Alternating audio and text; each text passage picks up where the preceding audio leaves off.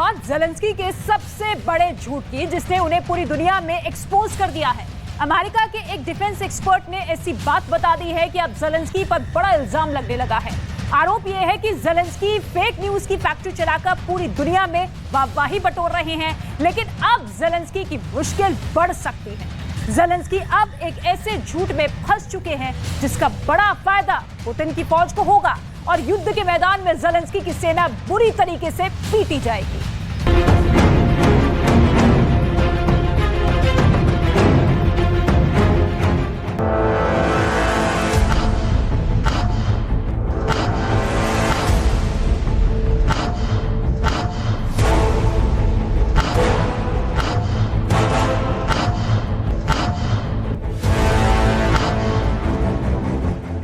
Ukraine युद्ध में Zelensky का सबसे बड़ा झूठ पकड़ा गया है।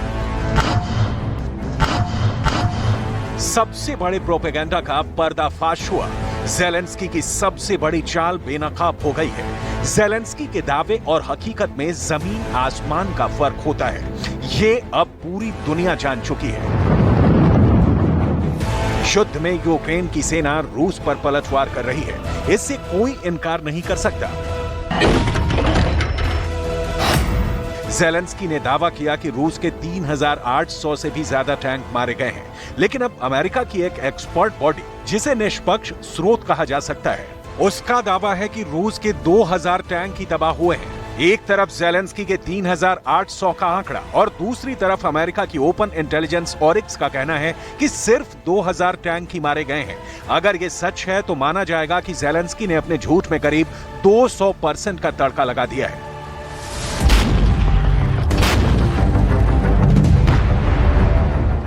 इसमें कोई शक नहीं कि Kyiv, Kharkiv, Kherson, Donetsk, Luhansk, Crimea, Bakhmut में यूक्रेन की सेना ने रूस को कड़ी टक्कर दी। ज़ेलेंस्की के जाबाजों ने कई जगहों को अपनी जमीन को रूस की सेना से आजाद कराया और फिर यूक्रेन के राष्ट्रपति ने पूरी दुनिया में घूम घूम कर इसका ढिंढोरा पीटा।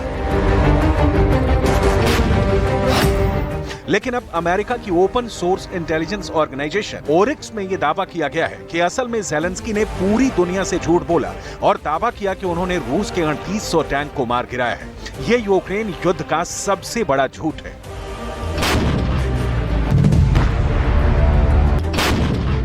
ज़ेलेंस्की पूरी दुनिया को बता रहे हैं और असल में जो सच्चाई है उस पर से पर्दा उठ गया है और ज़ेलेंस्की के झूठ का पर्दाफाश किया है उसी देश के एक्सपर्ट ने, जिस देश ने इस युद्ध में उनकी सबसे ज्यादा मदद की।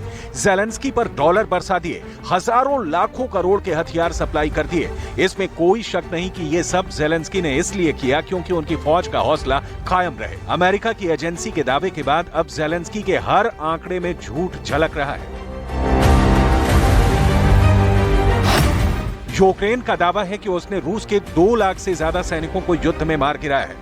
यूक्रेन ने 3,839 टैंक को बर्बाद करने का भी दावा किया है, जबकि 7,514 बख्तरबंद गाड़ियां, 3,565 artillery, 589 multi launcher rocket system, 349 air defence system, 313 fighter jet, 298 helicopter, 3,193 drone, 1,147 cruise missile, 18 worship और बोट को भी बर्बाद करने का दावा यूक्रेन की तरफ से किया गया है।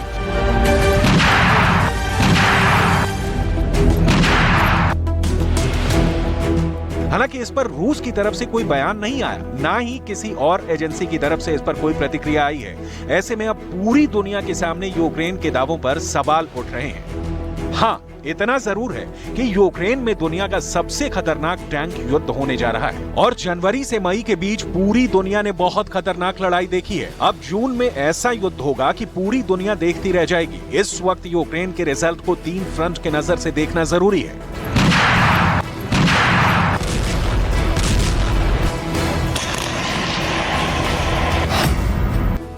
पुतिन खेरसॉन हार चुके हैं, लेकिन इसके बाद पुतिन सोलेदार जीत चुके हैं और अब पुतिन को पूरा डॉनबास बचाने के साथ साथ पश्चिमी यूक्रेन पर भी चढ़ाई करनी है। यही पुतिन का फैसला है, यही पुतिन का इरादा है और यही पुतिन ने ठान लिया है।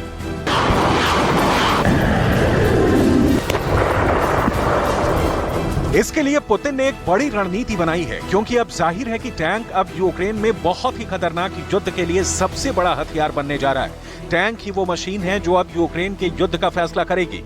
इसीलिए पुतिन ने अपनी आर्मी कमांड को लेकर जो बदलाव किया है, उसका सेंटर पॉइंट टैंक युद्ध ही है।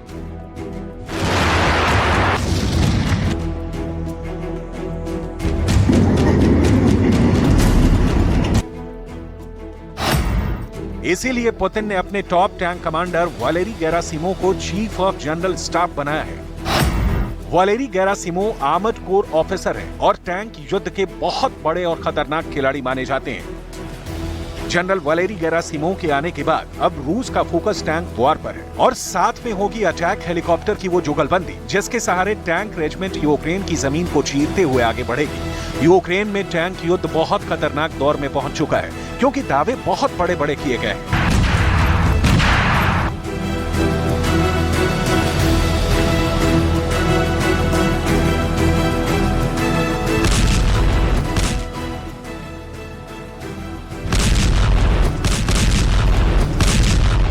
इस दावे को लेकर ज़ेलेंस्की खुद झूठे प्रोपेगेंडा करने वालों से घिर चुके हैं। वहीं युद्ध से पहले यूक्रेन के पास करीब 2000 टैंक थे और अब नौबत ये आ चुकी है कि ज़ेलेंस्की को नाटो से टैंक की डिमांड करनी पड़ रही है।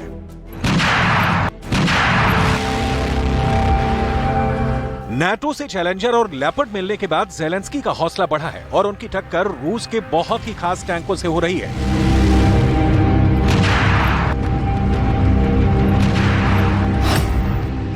एक है रूस का T-72B3 टैंक, जो T-72 का आधुनिक वर्जन है, और दूसरा है T-90, जो रूस का ऑन ग्राउंड सबसे खतरनाक टैंक माना जाता है। इनमें भी T-90 का आधुनिक वर्जन है, जो जनरल वालेरी गेरासिमोव की नजरों के बीच रूस की सेना में शामिल हुआ और इसका यूक्रेन में कैसे इस्तेमाल करना है वो बहुत अच्छी तरह से जानते हैं। यही वजह है कि पुतिन इस बात को ध्यान में रखते हुए टैंक वॉर पर फोकस कर रहे हैं।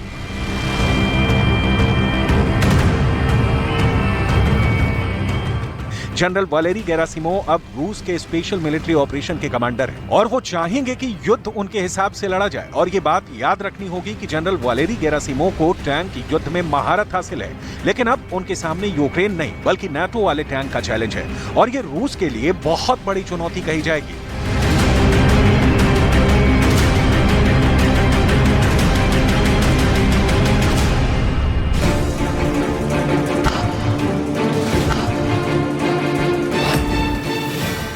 यही वजह है कि रूस अब टैंक वॉर को दो हथियारों की जुगलबंदी के साथ लड़ना चाहता है।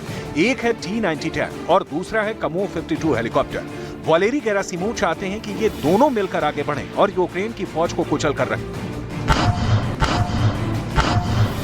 इस वक्त यूक्रेन के अंदर 3 बहुत ही खतरनाक वॉर जोन बने हुए हैं और पुतिन का वो टैंक भी फ्रंट पर देखा गया है, जो अब तक ज़ेलेंस्की के लिए बहुत बड़ा रहस्य बना हुआ है। ज़ेलेंस्की इस वक्त 3 वॉर जोन की लगातार रिपोर्ट ले रहे हैं, क्योंकि यहां से पुतिन आगे बढ़े तो कैपिटल कीव ज़ेलेंस्की के कब्जे से निकल सकती है।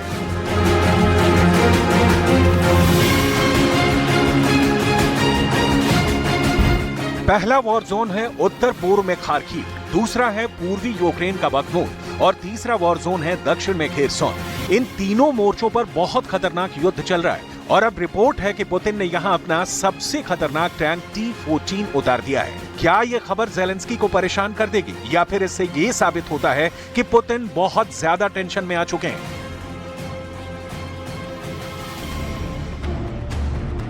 ऐसे में टैंक युद्ध को लेकर जो रिपोर्ट आ रही हैं, वो ज़ेलेंस्की को खुश करने से ज्यादा परेशान कर सकती हैं। जबकि अभी तक यूक्रेन में ये बात साफ हो चुकी है कि पुतिन के पास इस वक्त टैंक का स्टॉक खत्म हो रहा है। लिहाजा पुतिन T-14 आर्माटा टैंक को भी मैदान में उतारने के लिए मजबूर है। लेकिन बड़ा सवाल ये है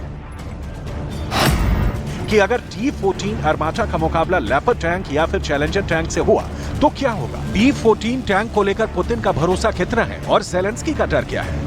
क्या पुतिन का सबसे खास टैंक यूरोप के इन दोनों टैंकों की चीथड़े उड़ा देगा? ये दोनों मिलकर पुतिन के सबसे खतरनाक टैंक का शिकार करेंगे। T-14 की टक्कर में अभी तक लेपर्ड और चैलेंजर टैंक ही यूक्रेन पहुंचे हैं, जबकि अमेरिका ने कहा है कि एब्रम्स टैंक को यूक्रेन भेजने में अभी वक्त लग सकता है। जबकि ज़ेलेंस्की के फौजियों को एब्रम्स पर ट्रेनिंग दिए जाने का काम अप्रैल महीने में ही शुरू हो चुका है और अब भी इसमें कुछ महीने लग सकते हैं। यूरोप में रूस की टैंक पावर से लड़ना आसान नहीं माना जाता। हालांकि आंकड़ों की बाजीगरी करके ज़ेलेंस्की ने टैंक युद्ध में रूस को हारा हुआ साबित किया, लेकिन अब उनके दावों की पोल खोल चुकी है। और ऐसा अमेरिका के विशेषज्ञों की बातों से साफ हो गया है। लेकिन ज़ेलेंस्की पुतिन की आर्मी को लेकर जो दावे करते हैं, अब उस पर सवाल खड़े हो गए हैं।